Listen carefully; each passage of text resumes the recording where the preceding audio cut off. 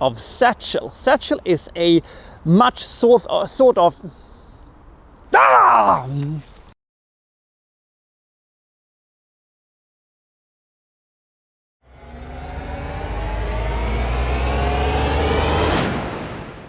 Hooray, it's time for some spy shit! Oh yes, it's time for some spy shit with Firstborn director. It's gonna be groovy. It's Berlin in the 80s and Charlie takes ice bath in this quite awesome movie. It is based on a comic, which I haven't read, but I guess it's atomic. What's it called? Coldest city, la la la la la, coldest city, la la la la la, coldest city, la la la la la la la la la la la la. And then we'll all have leisures. And Charlie, she won't have seizures, but backstabbing and spying, lesbian fucking. And stabbing and shooting and manipulating, cause Charlie ain't bucking. And in the end, I guess we'll have a twist or two, a twist or two, a twist or two. Coldest city, la la la la la, coldest city, la la la la la, coldest city, la la la la la la la la la la la la. Time for Atomic Blonde.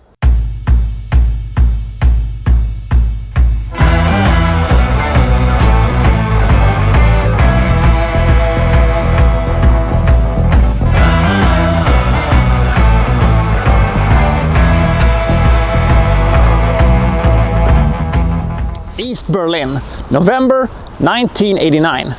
A MI6 operative has just been killed. He was at the time in possession of a microfilm containing lots and lots of secrets, including the classical things that MI6, CIA and other organizations doesn't want to come out. The names of the operatives, where they reside and stuff like that. And as it is said early on in the movie, if the list, ends up with the wrong people, the Cold War might, go on for another 40 years.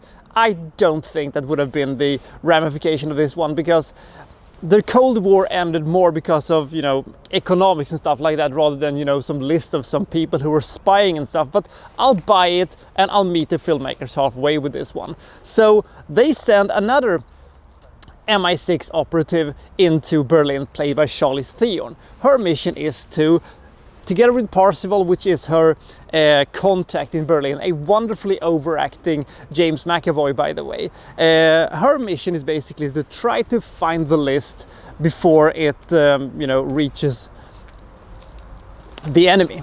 And this is essentially our movie. Charlize Theron is running around in Berlin, both east and west, and she is trying to find the list.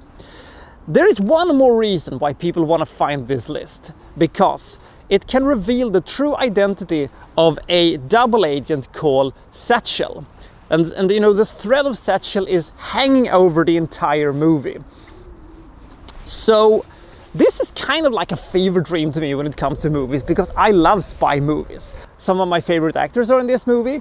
It also is a spy movie. I really love spy movies, and it is also a fictional story, so it doesn't, have to rely on, well, what actually happened. And because it takes place in November 1989, for everybody who, knows a little bit about German history, the Berlin Wall is, coming to an end.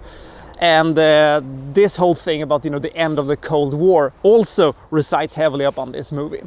This is a really entertaining movie, and most things in this movie really works. I love the style of the movie, even though it can sometimes get a little bit obsessed with how cool it is and how much neon it can put on, in one shot, or, how many ice baths that Charlize can take in one movie.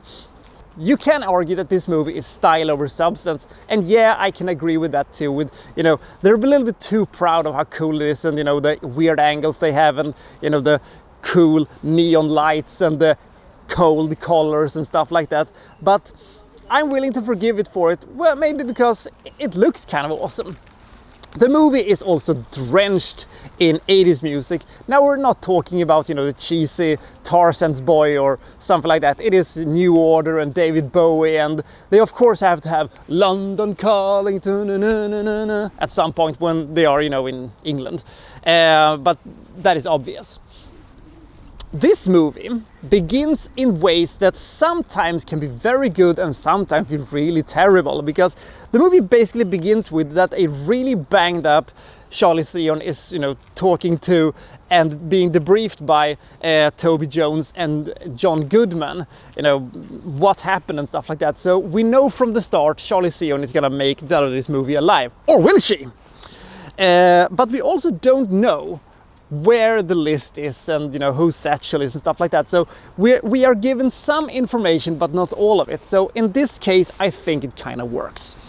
This movie is saddled with a couple of minor hurdles and minor problems that takes the ratings down a peg or two, but it isn't any big things. But one of the things is that this movie probably thinks that it is a little bit smarter than it actually is, and some of the suspense in this movie is a little superficial, and there is also the kind of a disconnect this movie has, because we have this fantastic 9-minute uninterrupted, I'm saying that with quotation marks, because there is obviously some shots that has been made where there is a chase fight and escape sequence from East Berlin when Charlize Theron has to kill a bunch of guys and escape with a Stasi agent. I love that sequence, but it feels a little bit phoned in, because they needed cool shots for the trailer and stuff like that, and they needed to get an edgy sequence that features Charlize Theron kicking ass and stuff like that, and that is fine, but the rest of the movie is kind of lacking big action sequences, so it kind of feels that it doesn't really fit. I would have preferred that they would have either done a movie that was more action orientated, featuring more sequences than just Charlie's punching a bunch of cops in a house earlier and stabbing one with her shoes in the beginning of the movie when she leaves the airport in Berlin.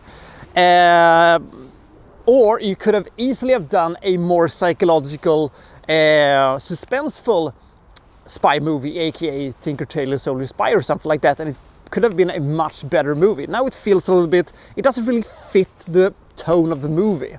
This movie also comes with a double twist. The type of double twist that will either get you or ooh. In this case, it got me, I like it. It was very elegant, it was very nicely made, but it was a little pointless, and it left you with a lot of questions.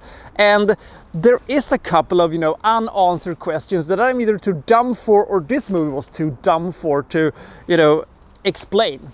But I like the characters, it's a really entertaining film, it's kind of fast-paced, and it has a story I really like and I'm really getting immersed into. So I'm willing to forgive it. If you're watching this and hoping for a great action film, your action satisfaction will not be fulfilled. But if you're looking for a great spy movie, I think you're going to feel, yeah, I got what I wanted from this one. But the first time I saw this movie and I saw that the enchantingly gorgeous Sofia Boutella was in this one, and I also realized that he's still gorgeous as Charlize Theron was in this movie, I was thinking, ooh, Sofia Boutella is in this one, but we're not gonna have any steamy girl-on-girl action with her and Charlize Theron. That would be too good. Nah, Hollywood is not gonna do that, but 38 minutes later, there is a god! Thumbs up for that one, Hollywood. You did a good thing. In the end, this is a cool and entertaining, fast-paced movie with some pretty good action sequences and some pretty okay suspense, and a couple of really good actors I really like. And what more could you ask for? This is a pretty damn good movie. I give this movie 81 points. It's a good action thriller, it's a good spy film, and it has some unique visuals and some unique storytelling devices that helps this movie stand out, and the movie never overstays its welcome, and I think Charlize Theron is really good in this one, and James McAvoy is really good in this one, even if he goes overboard a couple of times, and the rest of the cast doesn't have to feel ashamed either. I fear now that the makers of La Bamba might have sent out Charlize Theron to put, both my toes in my ears for crimes against music or something like that. But I'll see you next time anyway from So-and-so Reviewing Well, such and such. Thank you for watching. Thank you very much.